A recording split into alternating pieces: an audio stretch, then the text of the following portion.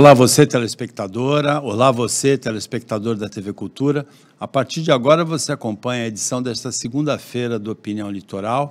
Nós temos na bancada como comentarista o advogado Rodrigo Marçaioli, temos um comentarista que entra daqui a pouquinho, Paulo Henrique Cremonesi, também advogado, e nós recebemos hoje como convidado, com muito prazer, com muita honra, o secretário de Assuntos Portuários e Emprego, uma das secretarias mais importantes da Prefeitura de Santos, Bruno Orlandi. Boa tarde, Bruno. Boa tarde, Paulo. Prazer enorme estar aqui junto com você, com o Rodrigo Cremonesi, enfim, grandes amigos, poder falar um pouquinho do Porto de Santos, do emprego e a prestação de contas de todo esse trabalho. Você assume a Secretaria de Assuntos Portuários e de Emprego de Santos num momento assim muito diferente da autoridade portuária, pela presença no Ministério de Portos e Aeroportos recém-criado do ex-governador de São Paulo, ex-prefeito de São Vicente, Márcio França, que tem extrema familiaridade com as questões da nossa região, não é? Exatamente. Para nós é um momento importantíssimo, porque a gente fala que as coisas estão muito alinhadas. O ministro de Portos e Aeroportos, Ministério Novo, com um ex-governador de São Paulo, um ex-prefeito de São Vicente, alguém aqui da região que conhece Porto, que tem a sua realidade próxima. Da mesma forma, um secretário nacional, indicado, ainda não nomeado, mas também que é do setor técnico, que faz um excelente trabalho. No governo do estado de São Paulo, um governador que foi ministro de infraestrutura, então tem familiaridade. Na área federal, nós temos um ex-prefeito de Santos, deputado federal, Paulo Alexandre Barbosa, que também tem familiaridade e proximidade com todos esses políticos envolvidos na gestão. E o prefeito Rogério Santos, que é extremamente sensível neste momento ao Porto de Santos. Então a gente entende que esse alinhamento das esferas federal, estadual e municipal podem fazer a diferença nos próximos desafios que o Porto de Santos tem. Rodrigo, você entende que a presença do Márcio França no Ministério de Portos e Aeroportos, ele já mostrou claramente que é sinal vermelho para aquela história de privatização da autoridade portuária, né? Sim. Boa tarde. Boa tarde, Paulo Schiff, Bruno, ao Cremonesi, daqui a pouco, quando estiver conosco aqui. É uma situação complicada, eu me coloco no lugar do Bruno. Ele pegou uma secretaria que até o começo do final do ano passado tinha um viés de privatização, que é o governo Bolsonaro. Automaticamente muda um dos primeiros atos, primeiras manifestações do secretário, Márcio França, é dizer que não, vai continuar estatizado. Como secretário, como é que você sente essa dualidade? Assim, você tem que equilibrar pratos. Estava numa forma, estava na outra. Rogério devia ter planos, imaginando uma privatização, se comprometeu com a iniciativa privada e agora volta tudo atrás, que não seja a responsabilidade da Prefeitura de Santos, mas cria um agastamento, um mal-estar. É fato isso, né? Não tem como negar. Então, eu vejo com uma certa... não vejo positivamente, porque o trabalho fica maior para quem está na ponta. A ponta é a Prefeitura de Santos. Quem vai sofrer o maior embate, o impacto das inconformidades ou dos desgostos da iniciativa privada vão ser eles. Agora, há de se entender um pouquinho melhor, se vai continuar estatizado, o que vai propor o governo federal para que não se desinteresse o empresariado e possa continuar o investimento que é necessário no Porto de Santos, sem sombra de dúvida. É exatamente isso. Acho que o Rodrigo foi muito feliz na colocação aqui. A gente vem de uma mudança de governo, né? Existia uma bandeira, uma ideologia definida no governo federal e houve alteração para o governo federal atual. Hoje, o presidente da República, ele faz uma leitura distinta daquela que era feita pelo governo anterior. E isso, obviamente, impacta diretamente aqui na cidade de Santos. Em que pese o governador do estado e o ministro Márcio França ainda estarem conversando sobre esse modelo, me parece claro que a privatização não vai ocorrer. E aí, quando a gente tem essa leitura, qual é o caminho natural que talvez seja uma opção viável para a Baixada Santista, em especial para o Porto de Santos?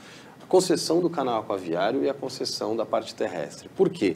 Quando você consegue fazer essa concessão sem privatizar a autoridade portuária, que acho que é a grande briga, a grande celeuma envolvendo aí os governos estadual e federal, a gente consegue avançar nos investimentos tão necessários como o Rodrigo bem colocou. Hoje a gente tem a dragagem, que precisa ser discutida, o modelo de contratação da dragagem está extremamente ultrapassado, a gente faz licitação, a empresa fale para o Porto de Santos, entra-se na justiça, justiça, o segundo, o terceiro colocado, para-se novamente a dragagem. Não dá mais para fazer esse tipo de questão. Você precisa fazer uma concessão onde a dragagem já esteja incluída. Da mesma maneira, a gente fala de mobilidade urbana. A ligação seca Santos-Guarujá. Não dá mais para a gente ficar discutindo projeto, túnel, ponte. A gente precisa dessa ligação seca para ontem. Isso está sendo falado há décadas. Nós estamos, pelo menos aqui, só do que eu tenho conhecimento, uns 80 anos. Então, a gente precisa desses investimentos para mudar essa realidade. Sem contar nos gargalos decorrentes da questão rodoviária. Nós temos inúmeras cargas chegando na cidade. Essa era uma briga que eu já encampava enquanto vereador. A terceira pista de imigrantes é absolutamente necessária. Nós já temos aqui um problema histórico com isso e esses investimentos são necessários. Então, quando a gente fala em concessão de algumas questões federais, seja do canal aquaviário ou da questão terrestre, a gente já começa a pensar nessa entrada de recurso. E aí, me permitam um parênteses, talvez aproveitar o processo que já existe, que está no Tribunal de Contas da União. Por quê? Percebam que esses processos começaram lá atrás. Terminou um governo e não conseguiu se entrega. Por quê? A burocracia é muito grande. De repente, aproveitar o processo que lá está para que a gente possa fazer essa entrega o quanto antes.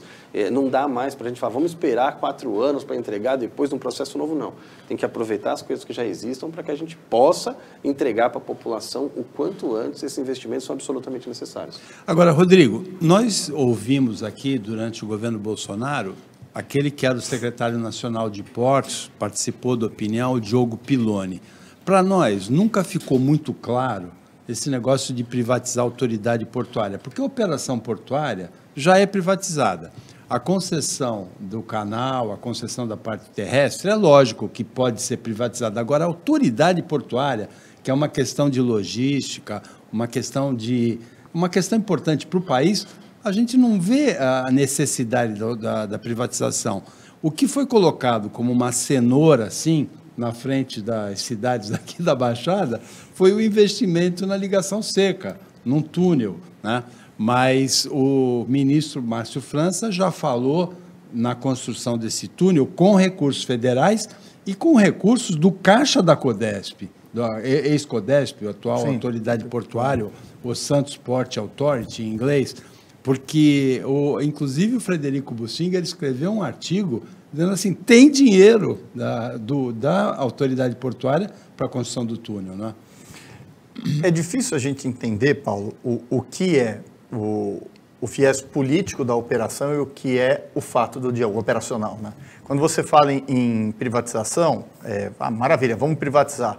Qual é o modus operandi? O que se propõe concretamente nessa privatização? O que se imagina que um privado vai investir? Vai haver algum suporte? O pessoal da área vai ser absorvido? Não vai? Isso vai ter um impacto de que grandeza? Há possibilidade de permutas do privado em algumas questões de obra? Exemplo, vide Ecovias, que nós estamos cansados de ver, quando dá uma dor de barriga ali na sistema Anchieta Imigrantes para fazer algo, o governo não tem, dá mais um aditivo, uma concessãozinha. O ex-governador João Dória, inclusive, acenou com essa possibilidade sim. de uma ponte lá entre a Lemoa e a Ilha Barnabé, né, uma ponte bancada pela Ecovias. Né? A ponte eu ainda tenho minhas dúvidas, porque eu acredito que o homem, a evolução tecnológica do homem é muito maior do que a evolução da engenharia na questão de execução. Ou seja, daqui a pouco aquele vão aberto não vai ser suficiente para um... Aconteceu em outros portos do mundo. Já aconteceu exatamente em outros portos do mundo. Então, eu acho realmente que tudo direciona para o túnel. É uma necessidade premente, mas que muitas vezes fica nessa discussão de estica e puxa de quem vai arcar com esse custo. Na verdade, eu pensei que você ia dizer que eu acompanhei pessoalmente o início dessas discussões. Em 1500 e pouco, quando abriu o porto, você era uma das pessoas que estavam lá. Em 1920. Mas o Bruno, ele citou, na verdade, seriam 2 ligações secas, né? Um túnel mais no canal do estuário, na abertura do canal, e uma ponte no final do canal. Essa que o João Dória citou. Mas o Bruno, ele citou especificamente a dragagem.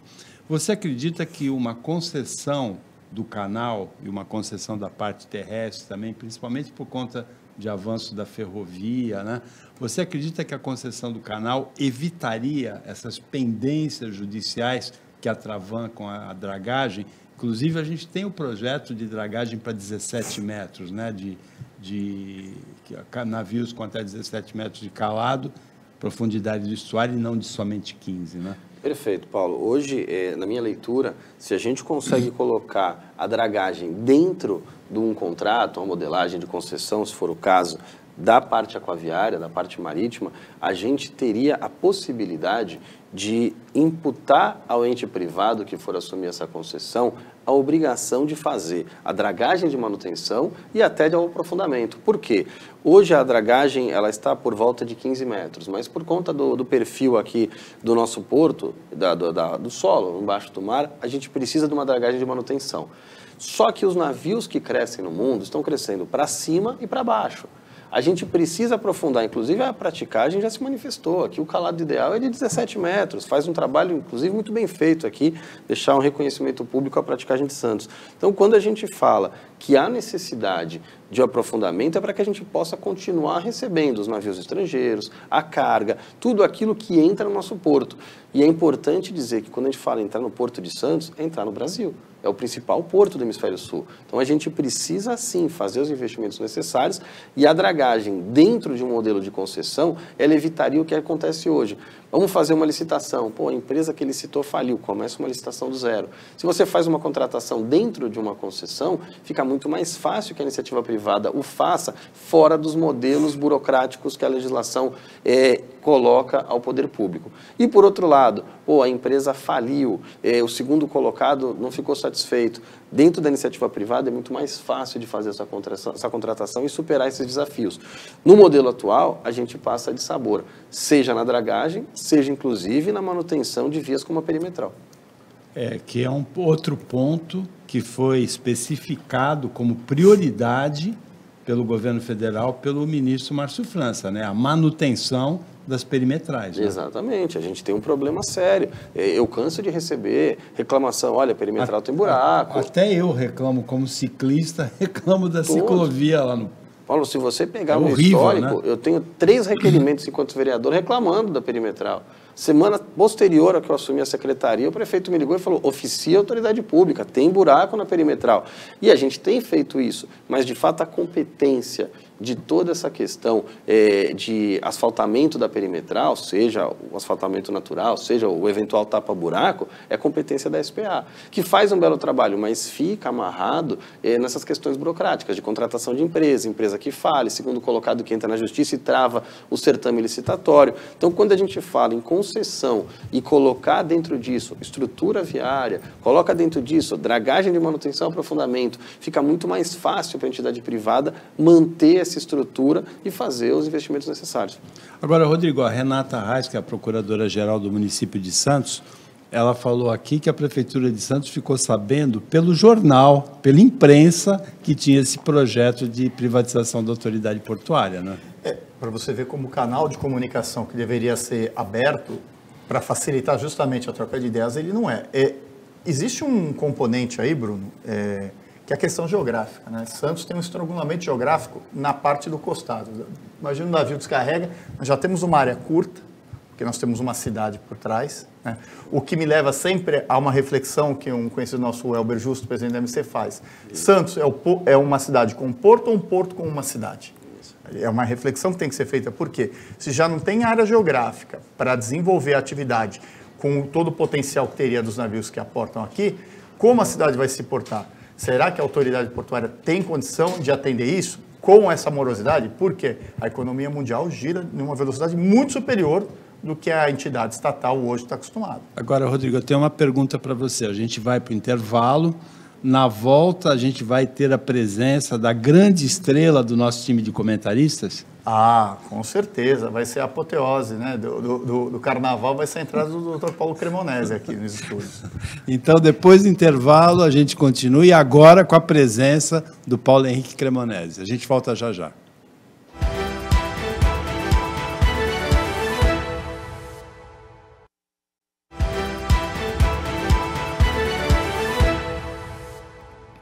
Voltando com o Opinião Litoral desta segunda-feira, agora nós temos, além do Rodrigo Marçaioli como comentarista, a presença também do Paulo Henrique Cremonese, advogado, e a gente recebe nesta segunda-feira, com muito prazer, com muita honra, o secretário de Assuntos Portuários e Emprego de Santos, o Bruno Orlandi. Paulo, boa tarde. Boa tarde, é uma grande honra, Orlando, boa tarde, Rodrigo Marçaioli, é sempre um prazer. Fiquei um período um pouco distante por conta aí dos estudos lá na Espanha, mas agora de volta a casa e espero poder contribuir com o programa e levar informações e trocar ideias aí com nossos espectadores, com a audiência. É uma grande honra. Bruno, explica para o Paulo se você está otimista ou pessimista em relação ao túnel. Eu estou otimista, Paulo. Estou otimista, Cremonese, satisfação enorme de dividir bancada. Você que é uma referência para todos nós, advogado, conceituado, enfim, tem uma trajetória incrível na área. Para a gente, é uma expectativa importante porque a gente falou agora há pouco, por exemplo, do caixa da Autoridade Portuária da SPA. Hoje nós temos 1,8 bi em caixa. Fruto de trabalho, fruto de resultado, mas dinheiro tem que ficar no porto. Aliás, aqui me cabe, inclusive, fazer um apelo, uma premissa que é importante se destacar. Esses recursos de outorga têm ficado aqui no caixa da SPA, mas é uma decisão de governo.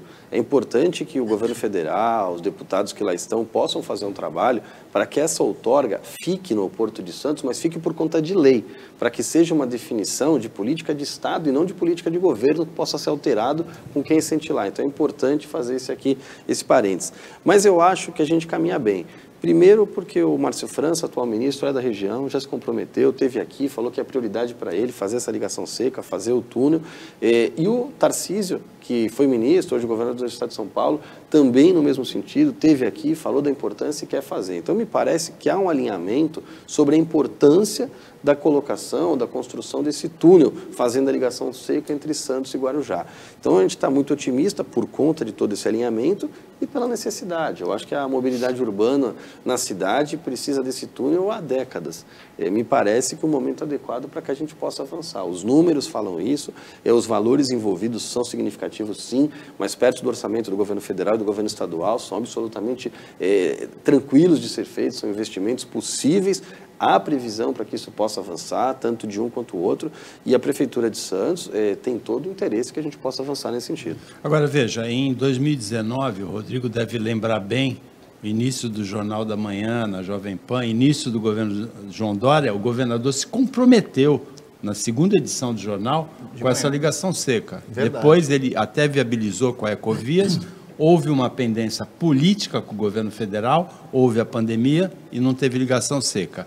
Nesse momento, Paulo, tem uma questão política aí. O Bruno Orlandi ele citou a presença de um deputado federal que foi prefeito de Santos, que é o Paulo Alexandre Barbosa, que vai lutar por isso e que vai lutar pelas questões da nossa região, mas que aparentemente, alinhado com o Alckmin e com o Márcio França, é contra a privatização da autoridade portuária. Hoje de manhã, aqui na nossa emissora, no Café da Manhã, participou a deputada federal Rosana Vale, alinhada com o governador Tarcísio de Freitas e que vai batalhar pela privatização da autoridade portuária.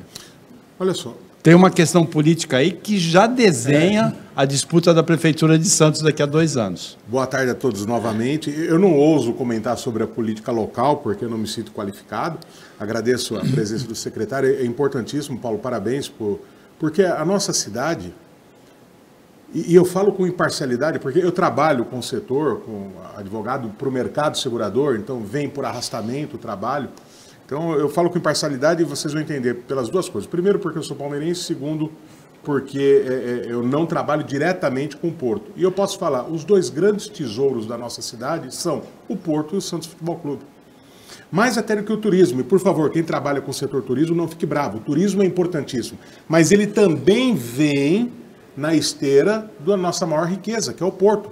Santos é uma cidade portuária, ponto. É o maior porto da América Latina, ponto. Um dos maiores portos da América, das Américas e do mundo.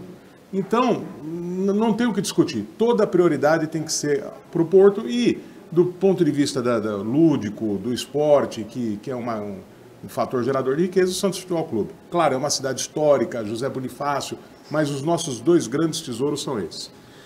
Essa disputa provável para o futuro, hoje em dia tudo também é disputa, ela pode ser abrandada porque a autoridade portuária é uma coisa, investimento num determinado setor é outro. E talvez antes, eu vou fazer aqui a defesa do governador e de todos os outros governadores e prefeitos. Porque, embora seja algo muito importante, essa ligação, essa passagem, ela não é fundamental no sentido de que a gente consegue viver sem. Então é por isso que muitas vezes vem aquele ânimo inicial e depois esse ânimo é arrefecido. Não é porque não seja importante, é muito importante, mas é importante para melhorar. Não significa que não havendo isso, as coisas ficarão horríveis. Então nós queremos melhorar. Para melhorar, tem que haver vontade política. E talvez, apesar do embate, o Tarcísio, ele é alguém ligado à infraestrutura e logística, ele gosta disso. E o Márcio França é alguém ligado à região.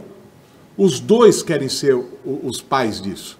Então, talvez eles unam esforços, apesar dos embates políticos, porque a grandiosidade que se descortina é imensa. Agora, veja, Paulo, é imensa. Então... o Bruno é vereador eleito, licenciado para exercer o cargo de secretário. E a orelha dele já deve ter ficado bem quente. Por exemplo, quando entram aqueles navios de 300 metros e interrompe por 2, 3, 4, 5, 6 horas a travessia de balsas, né? Tem paciente que perde a consulta do médico, tem médico que perde a chegada no trabalho, professor, aluno. Tem muita reclamação, não tem? Sempre tem, Paulo. A grande verdade é que o navio ele tem prioridade, né? As questões maríticas que envolvem o navio tem prioridade para passar. E quando isso acontece, se a balsa tiver que parar, ela vai parar. E aí você vai impactar a qualidade de vida das pessoas, mobilidade urbana, impacto direto. Em especial na época do verão, a gente sofre muito com isso, né? O Guarujá é um alvo direto das pessoas querendo ir para lá descansar, né? Enfim, é um destino turístico. E quando isso acontece, o impacto é enorme. Existem também aqueles que lá trabalham, vão todos os dias e sofrem bastante com isso com a chegada da temporada. O Paulo não reclama porque ele vai de helicóptero, né? Não, só fazendo um ponto aqui, perdoe-me, secretário. Quando eu disse fundamental, é óbvio que às vezes acontece situação, a pessoa perde uma consulta médica, quem trabalha, existe... O que eu quis dizer é o seguinte, nós já vivemos a vida toda com essa situação e até conseguiremos viver sem, né? Mas é claro que todo mundo quer, que vai ser melhor para todo mundo. O problema é a vontade política, que talvez, como o secretário falou, agora exista. Os embates, eu quero acreditar nisso, né? São menos importantes do que os benefícios. Perdoe-me, secretário, mas por favor. Eu brinquei que o Paulo vai de helicóptero, mas quem tem atividade semanal em Guarujá e usa a balsa é o Rodrigo, né? Não, um dos melhores advogados do meu escritório, ele mora no Guarujá. Então, eu sei essa realidade. Eu não quero parecer insensível, por favor, ao espectador. Não é isso. Mas acho que o secretário entendeu. Isso, é exatamente isso. O momento é propício. Logicamente, as questões envolvendo o Porto, batendo recorde atrás de recorde, não é a balsa que desprestigia, acho que foi isso que o Cremonese quis falar aqui. É importante, de fato, essa visão. E agora, com essas questões alinhadas, eu acredito que a gente consiga avançar, trazendo mais qualidade de vida. A gente tem aqui movimentação diária de aproximadamente 20 navios, em média, todos os dias aportando aqui no Porto de Santos. Então, é importante que a gente possa avançar nesse sentido. E hoje, de tudo que se coloca, tem vontade do governo federal pela proximidade da área, o governador do estado, foi prefeito aqui de São Vicente, tem uma questão local envolvida. O governador de São Paulo foi ministro da infraestrutura, uma questão técnica muito próxima às questões envolvendo logística e infraestrutura. Faz total sentido, neste momento, a gente conseguir caminhar. Então, para a Prefeitura de Santos é importantíssimo, melhora demais a relação porto-cidade, a gente entrega mais qualidade de vida para as pessoas, resolve um problema enorme, porque hoje as pessoas acabam sofrendo, inclusive, para o governo do estado de São Paulo, é um avanço muito grande. O custo envolvendo as balsas, o valor que ali se coloca, quando a balsa para, quando ela tem que ser arrumada, a operação é complexa. Muitas vezes a gente olha, caramba, tem 3 balsas funcionando, tinham que ter 8.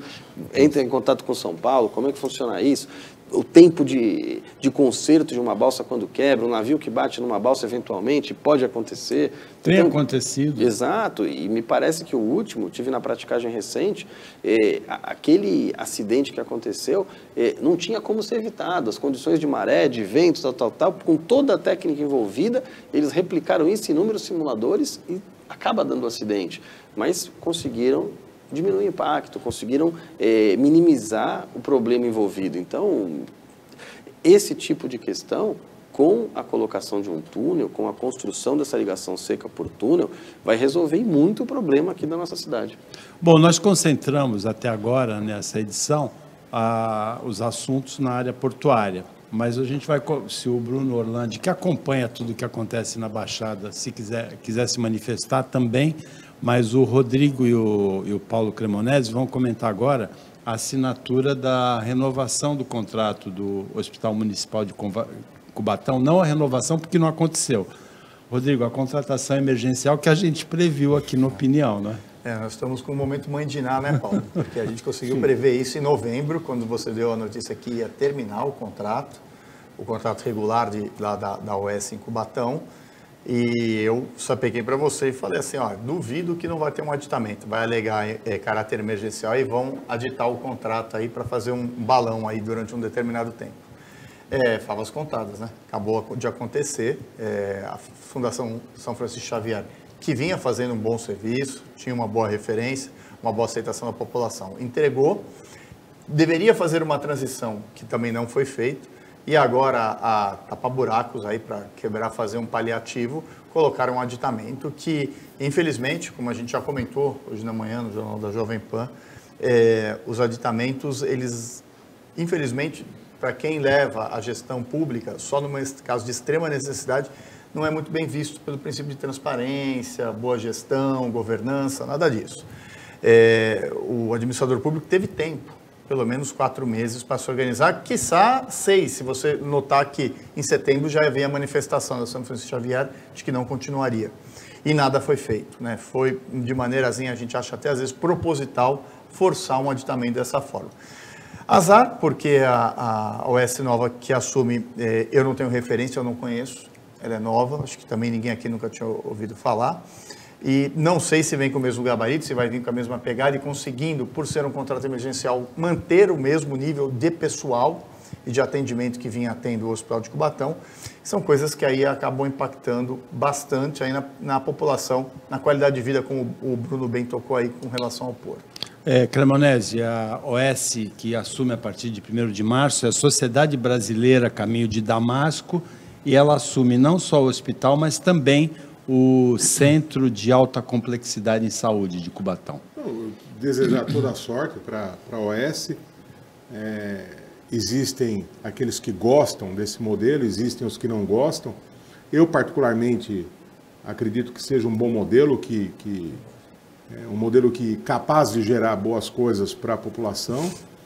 Agora, aqui é uma crítica absolutamente pontual, técnica, sem entrar no juridiquês para não ser chato com a nossa audiência, mas eu sou obrigado a falar, não há nenhum colorido político-ideológico, eu não conheço a realidade política da cidade, mas não se pode falar em emergência quando se há o elemento previsibilidade. Aqui o que vale para a responsabilidade civil, meu cotidiano profissional, litigando em defesa de donos de cargas, exportadores, importadores, seguradores de cargas, contra armadores, contra transportadores, às vezes até as entidades portuárias. O relacionamento é ótimo com todos, mas existe esse embate profissional. Então, uma das coisas, um dos argumentos que eu uso, e isso dá para falar facilmente para o espectador, é que não há fortuidade. Não há, por exemplo, esse dano aconteceu porque a chuva foi muito intensa. Sim, essa chuva era previsível. Essa chuva estava dentro de uma razoabilidade fenomênica, acontece com alguma frequência. Se sim, cai por terra a alegação de fortuidade. Então, o que vale para a responsabilidade civil, vale com mais razão para o administrador público. Se era previsível a situação, a ideia de emergência ela fica quebrada. Ela fica quebrada. Com todo e máximo respeito à administração pública, não estou aqui a falar com mal. Da mesma forma que aqui se faz uma crítica, daqui uma semana, se houver um fato, eu vou elogiar sem nenhum tipo de constrangimento, sem nenhum tipo de veleidade. Então, infelizmente, houve um erro.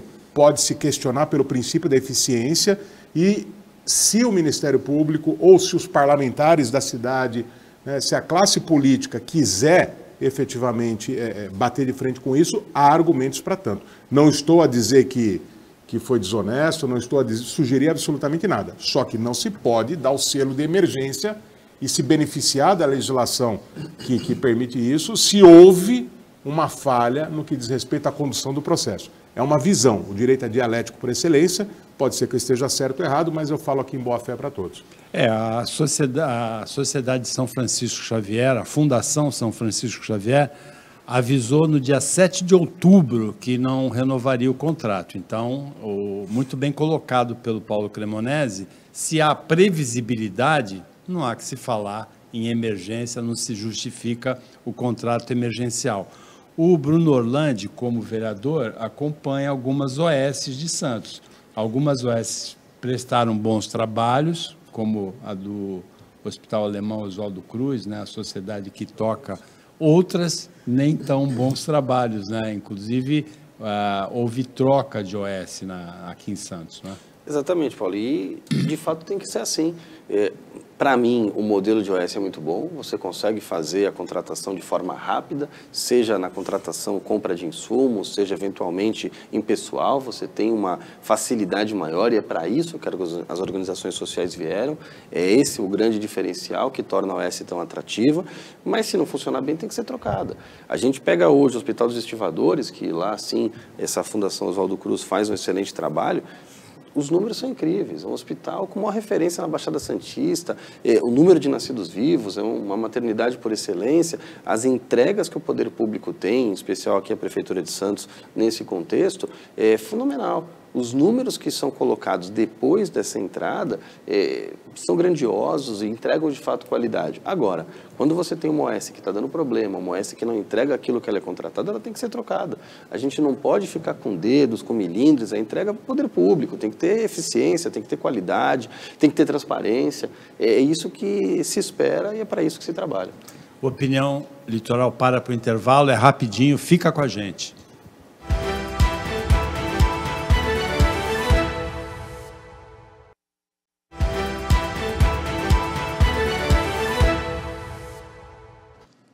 Voltando para o último bloco do Opinião Litoral desta segunda-feira, o Bruno Orlandi, secretário de Assuntos Portuários e Emprego da Prefeitura de Santos, é o nosso convidado. A gente tem muito prazer em receber ele aqui.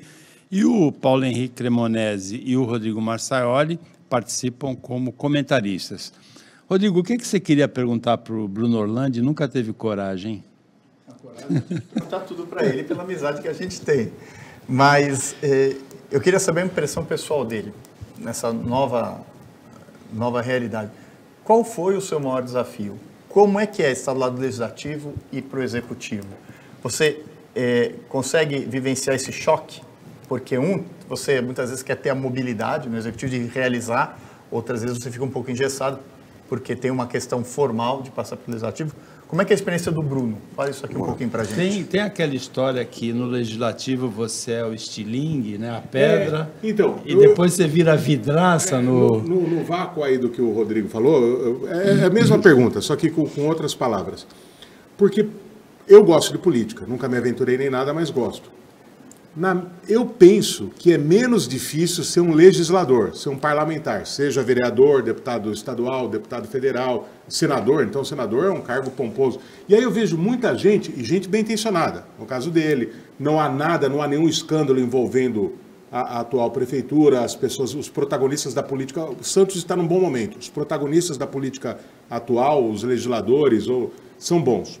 Aí eu pergunto, qual é a motivação? Para um cara que é idôneo como você, qual é a motivação? Porque eu penso que é mais fácil, como o Paulo falou, é mais fácil, tá muito mais cômodo ser vereador. Ser estilingue do que a vidraça. Não estou de forma alguma a diminuir. Eu digo, qual é a motivação para você assumir uma função dessa e, de repente, porque você já é um homem público, já tem o cargo, né? E aí você aceita esse desafio de tomar pancada? Vamos lá. Eu acredito que seja perfil, entrega. Quando a gente fala em vereador, e é importante destacar que tem os vereadores da base do governo e os vereadores que fazem parte da oposição. Quando a gente tem os vereadores da oposição, com todo respeito a eles, mas eles fazem alguma crítica ou várias críticas ao governo que ali está, seja ele qual for. Se está na oposição é porque você não concorda com o plano de governo estabelecido, com a forma de condução. Quando você está na base do governo, você faz parte do governo, você está no legislativo, mas você defende aquela bandeira, você defende aquela forma e aquelas entregas, aquelas metas que o governo, em algum momento, antes da eleição e depois afiançou com a eleição, para entregar para a população. Então, você defende aquela bandeira. Logicamente, quando sai daquele compromisso, olha, eu quero fazer tantas entregas, não está fazendo entrega, ou a entrega não está bem feita, você como vereador, aí sim, o estilingue, você coloca pedra, você critica, você quer que a coisa volte ao rumo. Só que você fica um pouco amarrado, porque a competência do vereador é uma competência extremamente pequena no que tange a legislação. Você vai aplicar qualquer projeto de lei, vou apresentar, ele não pode ter despesa envolvida. Qualquer tipo de despesa, projeto de iniciativa exclusiva do prefeito. Você vai falar de muitos temas considerados relevantes para a sociedade, competência federal. A competência municipal olha, grandiosamente, no caso do vereador, diz respeito às posturas municipais. Passamos de postura municipal, onde fica a mesinha do bar, que horas você consegue ficar em tal rua, eventualmente uma emenda parlamentar, quando a gente fala de lei de desocupação do solo ou de orçamento municipal, mas você acaba ficando muito amarrado. Quando você vai para o executivo, você entrega. E esse talvez seja o grande motivador para que eu fizesse essa passagem, sair do legislativo e ir para o executivo. Rodrigo falou bem aqui, é um grande amigo, não é de hoje, enfim, com liberdade para falar à vontade. E nesse aspecto é imprescindível destacar, quando você está no executivo, você entrega para a população de maneira direta. Na Câmara você faz parte desse processo, mas enquanto secretário, enquanto poder executivo, você constrói laços, você senta com o governo federal, você senta com o governo estadual, você articula inúmeras políticas públicas para ir de encontro à necessidade da população. O Bruno Orlandi, ele falou que num cenário, que seria o ideal, que no Brasil a gente não tem esse cenário, que seria do parlamentar, o vereador em relação à prefeitura, o deputado principalmente em relação ao governo, responsável pelas ações do governo. O que a gente tem hoje no Brasil é um descolamento completo. A cada projeto, o deputado, seja da base, seja da oposição, negocia em troca de orçamento secreto, mensalão, cargos, seja lá o que for. O correto seria, num cenário mais parlamentarista, o comprometimento do parlamentar com o governo. Agora, voltando para a questão portuária, a gente tem vários problemas. Eu sou engenheiro, eu posso falar à vontade. A gente tem vários problemas de engenharia aqui, contra a engenharia da nossa região. Quando caminha de barco pela orla, a gente vê os prédios tortos da Praia de Santos. A gente tinha na entrada da cidade aquele bigode, né, que o caminhão que vinha pela direita tinha que ir para a esquerda, para o viaduto, e o automóvel que vinha pela esquerda tinha que ir para a direita. E a gente tem uma pista de descida do Planalto para o litoral, que é a pista da Imigrantes, que liga o maior polo produtor da América do Sul ao maior porto do Hemisfério Sul, né? E não pode passar caminhão nesse... A gente tem projeto de uma outra estrada para ligar o Planalto à Baixada? Paulo, você tocou num ponto que eu sou extremamente sensível. Eu, enquanto vereador, eu fiz uma comissão especial para poder discutir a relação da Ecovias e da Artesp com a Baixada Santista. Milhares de cidadãos santistas e da Baixada vão todos os dias a São Paulo, utilizando seus veículos, passando por essa pista. A pista está estrangulada, o sistema Anchieta Imigrantes está estrangulado, em que pese tem a qualidade, acho que a gente tem que se render aqui aos argumentos, a pista é boa da Imigrantes em especial, o trabalho é bem feito, mas está estrangulado. A gente daqui a pouco vai viver safra, vai parar a entrada da cidade.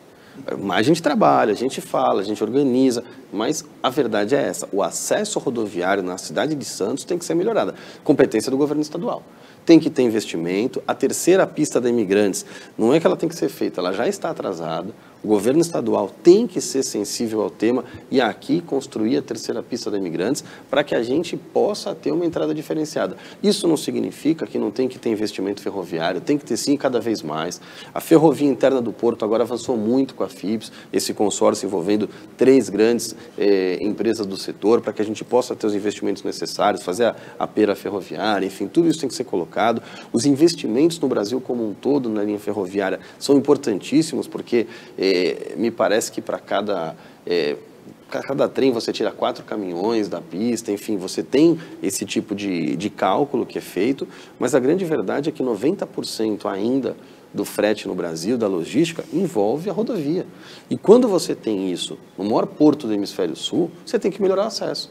Não tenho dúvida nenhuma. Então, a gente vai trabalhar muito na secretaria, em que pese não seja competência municipal, mas articulando aqueles que o são. Hoje a gente tem a secretária estadual, a Natália, inclusive, está no Guarujá hoje, deve estar lá ainda, fazendo entregas importantes, mas para que a gente possa sentar, conversar e trazer para a responsabilidade do Estado a entrega de uma terceira pista. Não tem como a gente falar em crescimento do porto se a gente não tiver um acesso rodoviário melhor. Esse acesso rodoviário, Paulo, inclusive em 2016, quando houve o incêndio na Ultracargo, a gente viveu uma situação de completo estrangulamento, inclusive não só de vinda dos caminhões do Planalto para o litoral, como de ida, depois de Porto, a volta dos caminhões foi estrangulada também. É uma situação completamente esdrúxula essa para um porto dessa dimensão, né? Muito, e eu me sinto novamente à vontade para falar, porque como advogado, isso é bom para mim, porque eu trabalho com sinistros, eu trabalho com ressarcimento e regresso, as seguradoras indenizam, o caos logístico brasileiro é bom para mim como advogado, só que chega um momento da vida em que a gente quer ser mais do que o profissional e tem outras aspirações. Porque como cidadão eu perco demais. Eu fui almoçar com uns amigos, sábado, eu fiquei preso aqui no... Sábado, hein? Eu calculei 2 horas, né, para chegar com folga. Houve um acidente, aí não tem a ver com o administrador público, seja municipal, o estadual, o federal. Mas esse acidente, se houvesse já outra pista, se o sistema fluísse melhor, se não houvesse como há um conjunto de gargalos logísticos aqui na região, com certeza esse acidente seria absorvido. Eu dou o exemplo aí, a estrada de Madrid a Salamanca, a cidade universitária, lá na região de Castilha e Leão e Castilha, lá na Espanha, é uma estrada fabulosa, mesmo nível da Imigrantes, só um pouco mais bonita, assim, o visual, com a diferença de que ela é mais do que suficiente para as necessidades dos espanhóis. Então, por vários momentos, eu transitei sozinho na rodovia. Eu falei, isso é inimaginável. Ou seja, eles têm uma rodovia muito maior, muito melhor, muito mais capilarizada, muito mais ampla do que eles têm a necessidade. Por que nós não trabalhamos com isso? Nós temos aí boas pistas, né? Só que gargalos na entrada de São Paulo e na entrada de Santos. Precisamos resolver. Não é competência do prefeito. Quando a gente fala competência, é medida de poder, né? Não estou falando que o prefeito não tem obrigação de tratar isso, nem ele. Mas eles têm a força para o diálogo. A secretaria dele é extremamente sedutora. Qualquer ministro, qualquer secretário de Estado vai ouvi-lo. Então, e nós temos que dar força para o prefeito, força para os secretários, para dizer, ó, por favor, vão lá, peçam que nós estamos aqui apoiando. Que realmente não dá. Falo com a tranquilidade de quem, como advogado, vê isso aí como algo bom. Como cidadão, peço. Né? Nós precisamos melhorar. Rodrigo, a gente tem o Bruno aqui e, embora, como disse o Paulo, a Prefeitura de Santos não tem essa obrigação, é pela Prefeitura de Santos e um pouco também pela de Cubatão, com os pátios de estacionamento de caminhão, que se regula a entrada e a saída de caminhões na safra. O auge da safra é maio, junho, um pouquinho em julho, mas já começa em março, hein, Rodrigo? A gente vai cobrar o Bruno disso daí. A intermediação do agendamento é da Prefeitura de Santos. Ele tá na e os pátios são da cadeia, Prefeitura, né, de Cubatão. Não tem como não fugir. E acaba tendo um impacto, né, por consequência. A cadeia logística toda envolve isso. E a Prefeitura é cobrada, muitas vezes, sem ter o material, sem ter os elementos, sem ter as armas para poder bater nessa questão, por exemplo, do escoamento da safra de grãos agora. Vai ser uma nova realidade, vai ser um novo estresse, a qualidade, e aí a gente está olhando a prefeitura que tem que olhar para a qualidade de vida do cidadão santista, que a cidade já tem um alto grau de qualidade de vida, só não é melhor porque tem algumas intercorrências que realmente cansam demais, como a situação, por exemplo, da Ecovias, de fechar as estradas e restringir o acesso. Comboios, muitas vezes que a gente tenta entender, mas não consegue visualizar a motivação. Então, tem situações e situações. E olha, 2022 foram 160 milhões de toneladas, mais de 10% acima do recorde anterior de 2021. janeiro foram quase 7 milhões de toneladas de milho, um aumento de 140% em relação ao ano passado. Vai ter safra, super safra, vai ter super movimentação e vai ter trabalho. É isso. Perdão, Por favor. já existe uma previsão de 17% de aumento. Vai ser uma super safra. E só, perdão, é só Claro, para... É uma chance ímpar que nós temos, e não estou falando para granjear a simpatia do secretário, porque o governo santista atual não é ideológico. Então, ele é técnico. Então, ele gravita bem entre o governo federal e o governo estadual. Nós temos uma chance de crescimento como não havia até então. Eu falo com tranquilidade que eu acredito que o perfil é mais técnico-político no sentido positivo do que ideológico. Perdão, eu acabei interrompendo. Eu agradeço, mas de fato é isso. A gente tem que trabalhar de maneira republicana, acho que foi muito bem colocado aqui pelo Cremonese, conversar com todos os atores, seja da esfera federal, seja da esfera estadual, fazer a nossa lição de casa aqui no município, logicamente verificando o agendamento de caminhões, e ainda assim o número que vem é altamente substancial, esse crescimento é esperado e foi colocado isso com muita clareza. A gente tem algumas questões de filas paralelas para não impactar o trânsito, eventualmente um alargamento de algum tipo de retorno para que você possa ter mais facilidade, pátio pulmão em alguns setores para que não impactem também essa questão do grão, mas não tem jeito. A solução para melhorar de fato isso é a terceira pista. Não tem jeito, a gente vai fazer medidas paliativas para que impactem menos, minimizar esse impacto na cidade. Que é o agendamento, a parada do caminhão no Planalto. É isso, a gente vai trabalhar novamente e de forma melhor, cada vez mais qualificado, com mais técnica envolvida para que a gente minimize o impacto. Mas para resolver é a terceira pista, a gente precisa desse investimento. Bom, para fechar a edição de hoje do Opinião, os Estados Unidos abateram 3 objetos voadores não identificados, não é, nesses últimos dias, um deles por pedido do primeiro-ministro do Canadá, Justin Trudeau. O Uruguai registrou objeto voador não identificado, a China também. O que acontece aí, Rodrigo? É invasão alienígena? Deve estar convergindo no mesmo momento, né? Alguma coisa está acontecendo de estranho, porque... Mas olha, os objetos realmente, se não identificados, não significa que sejam extraterrestres, né? São objetos que não são do conhecimento, não estão no radar dos países, dentro da sua soberania, do seu espaço. E por conta disso, quando há invasão, você tem autorização para derrubar, né? O governo chinês, quando derrubou o balão meteorológico, disse que não era o caso, tudo.